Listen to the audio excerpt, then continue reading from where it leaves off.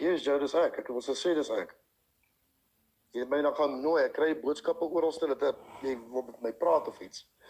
Ek het so half en half gehoor dat jy sê ek is verantwoordelik vir werk wat jy verloor het. En ek sien die mense se comments is verskriklik besig. Ek sien om te beklei die mense. Ek is klaar met jou in elk geval. Ek het dit al gesê. As daar nog ietsie snaaks opkom en wat ek wel gesê het, gaan ek kom stitch. Okay, skuis jou gaan aan. Jy het my gestitch in die 12-jarige ding. En as gevolg van daardie stitch, wat jy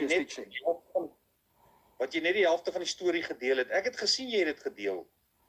En jy, as gevolg van jou kommentaar en as gevolg van jou content van my, jy kan ons nie jou bek hou oor my nie.